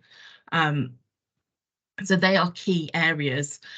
In the little purple box, you might not be able to read it because it's quite small. It says best practice requires a whole organisational approach in which practice is infused into every element of an organisation. And again, I would say that wholeheartedly. We don't like to deliver a training and just say, there's a training, off you go, because we know training is only one part of that. We need to look at the much bigger system in which we're working to make sure that we are making all of the changes that are needed to for somebody who has maybe had some trauma to access our services. And we'll talk a bit in a second about language, because that's a really important bit of that. And then at the bottom there, it's those 4 R's, the ones that we're going through right now. So SAMHSA again, they have 6 principles of trauma-informed practice and organisations approach that uses these 6 words basically. Safety, empowerment, choice, trust and collaboration and context. So we can't do any of those things without understanding the context in which it's in. For safety, you know, how do we make our interactions with people as safe as possible? Have we considered everything? Have we thought about them and how it might be perceived and how we come across? Are we meeting them in a place that is safe for them to be? Sometimes the buildings that we work in, when we invite people in to work with us, actually it doesn't feel like a safe space for them. And I certainly know working in schools, when you invite parents into a school, they might have had really poor experiences themselves at school, and actually coming in to speak to the head teacher and sit in the head teacher's office might create a real reaction. So when you've got that parent in front of you, if you're that head teacher, you might think, wow, they're really prickly, they're not interested. Actually they are, they're there, but all of their fear, their stress response is kicking in, and they can't contain themselves in that space. So thinking about how can we create safety. Trust, you know, again, that connection before correction. It's important that we gain trust from those that we work with. How do we do that? Well, that's going to depend on the kind of work that you're doing. But ultimately, if we do what we say we're going to do, and we turn it when we say we're going to do it, and we're honest about what we can and can't do, then we're going to build trust. So those things are important. As I said before, choice is so important. As much choice as we can give someone as possible. Sometimes there's little choice, and that is okay, because if we've had that transparent discussion about it, then people understand, you know, I don't have much choice in this. However, I trust you. I think you're going to help me and support me. So therefore, I will accept that my choices are fairly limited. Collaborating, you know, it's really important to get that voice of the child through every bit of work that we do, and the voice of the person that you're working with. You know, if you're working with adults, their voice is so key. And I think listening earlier when I was typing away, someone had talked about your multi-agency meetings, and actually the voice of that person has to be the loudest one in that room and needs to be heard the most. For good trauma-informed practice, their voice needs to be loud and clear. What they want in the words that they want it as well. I think there's nothing more disempowering than listening to what someone has said and then retelling it in your own language and your own words. It needs to be their language and their words. Context. So how does all of this fit together? How does it intersect? Have we considered culture, age? Have we thought about what is interplaying here? And so all of these things are ultimately what is trauma-informed practice. All those things together. And trauma-informed practice is not a destination, it is very much a journey, and it's a continuation of implementing new things and trying new things and working out what works and what doesn't work. But again, we're not going to work out what works and doesn't work without collaborating with the people that we work with, and that is really, really important. Okay, let me move us on. So I mentioned before language, and I'm a real stickler for this. If we think about the language that we use, we can change a whole narrative of somebody's life. And when writing case notes and reports about people, the language that we choose to use will be the language that is heard by everyone else who comes after you. So if we use language like, they're attention seeking rather than attachment seeking or attention needing, or that they are withdrawn rather than they're cautious due to their previous experiences, or, you know, they did not attend when actually they just could not attend. It wasn't a safe space for them. They didn't feel like they'd been listened to. They didn't feel validated. You know, if someone's coming across as aggressive, are they aggressive, or are they in their fight or flight bit in the back of their brain and they're feeling frightened? We can change the language really easily, and that's the first and easiest thing that we can start to do when we want to implement trauma-informed practice, is think about the language we're using. I was listening to a podcast being recorded with Lisa Cherry and Dr. Karen Treisman, and in that they were talking very much about the language that's used.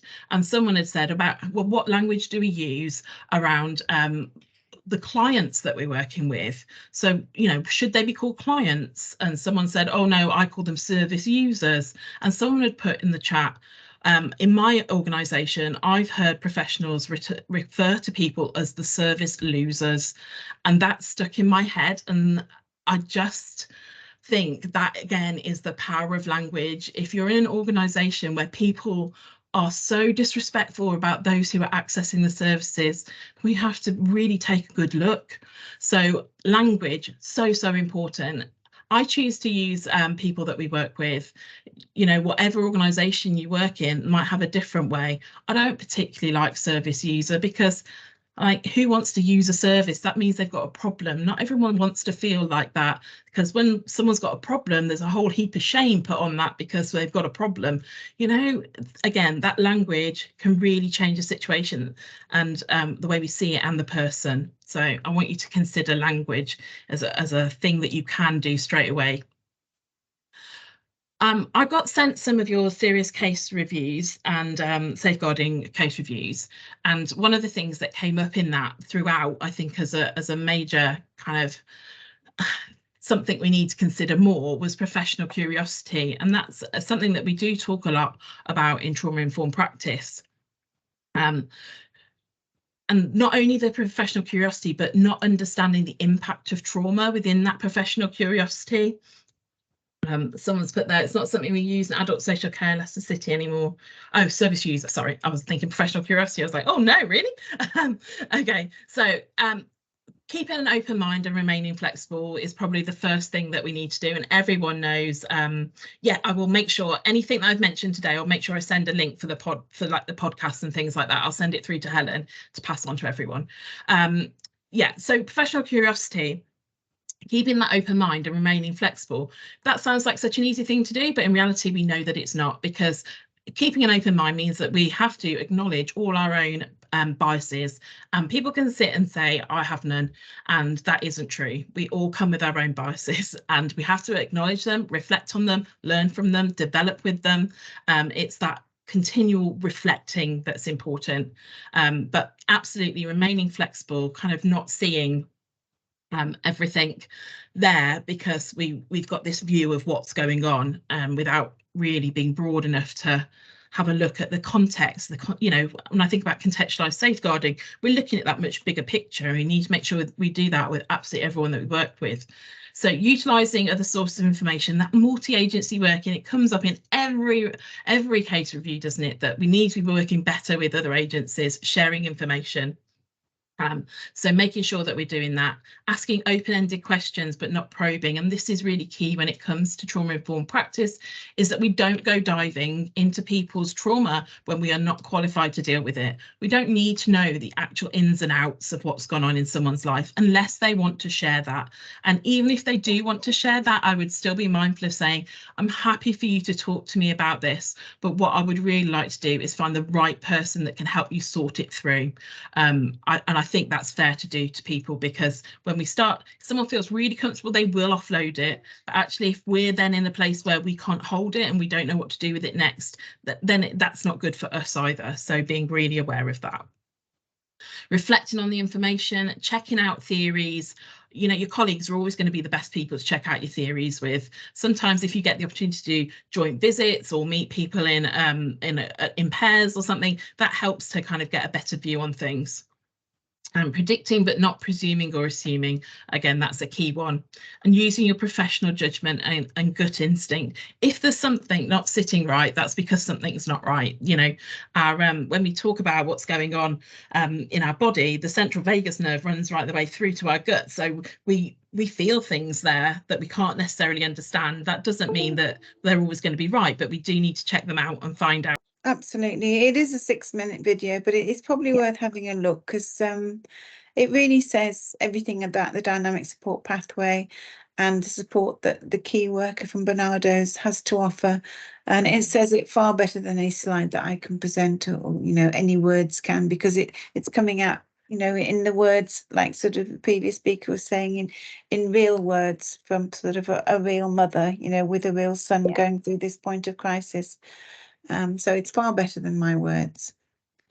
Right, so the aims were, as we said, a more robust early intervention process, early identification of concerns, and we're here to try and facilitate collaborative joint working, and to develop bespoke action plans that will meet the individual's needs in the community. We're hoping that all stakeholders will be equally committed, and the processes that we put in place will be responsive for children, because as I said, this is a service for both adult and children. For children and young people, the dynamic support pathway is managed by Barnardos. We commissioned Barnardos to deliver the key worker scheme, and from within that scheme they manage the dynamic support pathway. So when you refer, they will set up the sort of meetings for you and allocate a key worker should that be required. So that's all rolled up into one. The long-term benefits we're looking for, I mean, this is sort of, you would be able to write these yourself. We wanted to be person-centred, proactive and preventative. That basically when someone is deteriorating in their well-being in the community for whatever reason, we can identify it early and we can put access in place to the right level of support from health, social care and education to try and put back the well-being and avert the crisis. We don't want to crisis manage, we want to crisis avoid, and that's what we're trying to do. For all the things we mentioned earlier, to keep families together, avoid the untoward incidents, avoid inappropriate admission and readmission. But what we're not saying is we're not trying to avoid an appropriate admission. If there is a clear treatment pathway and a rationale for admission, then we will also try and facilitate that for you. So the register, as I said, is not the pathway in itself. It's just a simple spreadsheet which holds all the confidential information about the individual. It's a tool that's built within the pathway, and sort of sometimes it gets confusing because in the olden days it used to be called the Dynamic Support Register before we actually built it into a pathway with lots of linked processes built around it. And to be honest, if you call it the Dynamic Support Register or the Dynamic Support Pathway, we will step in to support whatever you call it. But if you're looking for things on the web space, try and remember to look for the Dynamic Support Pathway, because that will take you to the link quicker. A person's consent must be given to go on to the Dynamic Support Register, and there'll be sort of consent forms that you will find in the sort of the support folder. You'll find referral forms, an SOP, guidance notes, how to use it, consent forms, all sorts of different things are built within this folder for you. But the DSR is the central point, I think, because the position of the individual on the Dynamic Support Register will govern and inform the linked processes that will be available. Right, so very briefly, the referral form. It's available on Leicester Partnership Trust Internet website. It's available to all because it's on the internet site. It's going to go as a self-referral pathway very, very soon. We're just waiting for the HIS team to finish the development of the self-referral form and put it on the portal. But it's still there and the original forms can still be used. So it's still a live support pathway, but you'll probably see that sort of come beginning of June, all the guidance notes, everything will be replaced by sort of refreshed, updated ones. All of that we've just mentioned, everything will be available in the same web space. The referral criteria, I'm not going to go through all of this, it's too much to absorb, but all of this is built within the documents that you find available. All of these are attached as appendices in the SOP and the standard operating procedure as well. I think the only thing to say here is this is the amber rating, and if you refer early, before crisis, as soon as you identify deterioration in well-being, for whatever reason, and these examples are listed down here as examples only. I'm quite happy if there is any reason that you identify for deterioration in well-being, then make the referral, pick up the phone, talk to us. So the plan is, or the hope is, that you refer early. We have the meetings, we develop the action plan, everyone delivers to the action plan, and the individual comes onto the pathway as amber and leaves the pathway as amber.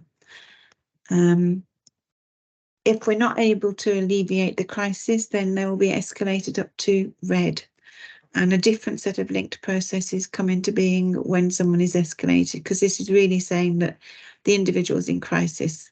Maybe what we did earlier wasn't enough, or maybe it was too late. Whatever the reason, we need to step it up, because the risk of something, an admission or a care order, or contact with the criminal justice system, all those things that we want to avoid, is becoming more at risk, and we need to do more. There is a new cohort, but you don't refer in on this cohort. All this is really saying is now is if an individual does get admitted to hospital, previously they used to come off the register, and then they used to have to be referred back onto the register when they came out of hospital, and that was kind of crazy, because people were being asked to sort of redo referral forms, and it was, you know, it was a waste of valuable time. So what happens now if somebody is admitted to hospital is all the data is retained, and they're moved into a different section of the dynamic support register. And all these inpatient linked processes will take place as they normally would. We'll prepare for discharge.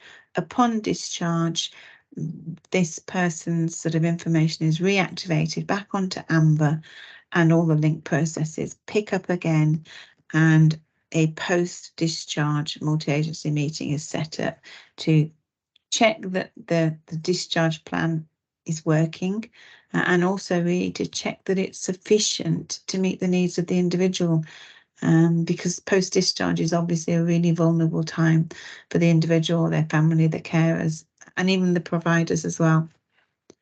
So, contents of the referral form, I don't intend to go through this either. It's classic information, demographics, commissioner information, brief history, risk details, safeguarding information. That's really key information. The self-referral form is different. We've simplified it to the minimum amount of information necessary. We don't want to cause anxiety for anyone. We appreciate that when somebody's going to self-refer them, an adult or a child, they could be in a state of heightened anxiety. The last thing they need is something difficult. So we will accept minimum input. And if it's in hours, that person will be contacted. If it's out of hours, there will be contact details to sort of get through to help elsewhere. There'll be a lot of support and help given to any self-referral that comes in. We'll obviously need to check that there is a confirmed diagnosis in place. It'll be done sensitively. We need to check that they're in the right area, that they are either receiving health support from within area, they've got a GP registered within the ICB, or if they're receiving social care support from any of the 3 local authorities across sort of LLR, because obviously the boundaries aren't 100% coterminous. And even if they're sort of receiving, you know, healthcare support from Nottinghamshire, if they're receiving social care support from one of LLRs, we will still step in and we'll offer this service. This is, again, it's a brief synopsis of, I think, what we've just done. But really, it's just to say that we expect individuals to move between the cohorts. In an ideal world, come in at amber, go out in amber, but they could go up to red, they could come back down to amber, they could go into blue. They'll move around, and we'll flex all the different sort of link processes and support we will around what they need. Okay, so the link processes, they're just designed to support admission avoidance and to support readmission avoidance post-discharge.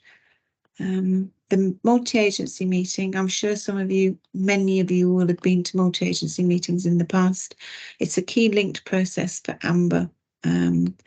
We will just support you to bring to the table everyone that needs to be involved. We will support with the development of an action plan. We'll support with the follow-up of the action plan.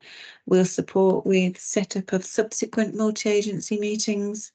But it is important to know that the attendees, that the health and social care professionals, education professionals around the table, they will decide on the action plan. That they will sort of discuss that and agree it together. They will then be asked, do you need another multi-agency meeting? How soon will you need another meeting? Let's put it in our diary now so we don't lose traction of what's going on here.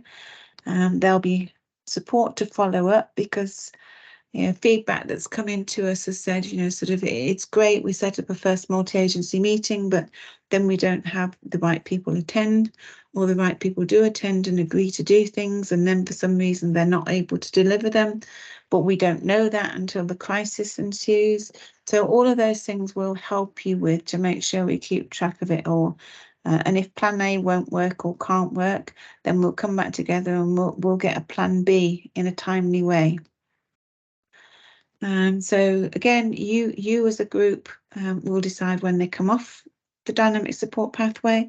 You as a group will also say, hey, this isn't working, we need to escalate to red. We need a CTR and possibly even admission. So all of that is managed by you as the sort of people involved with the individual. Multi-agency meeting, I think we've just talked about that a little bit. The multi-agency meeting notes template.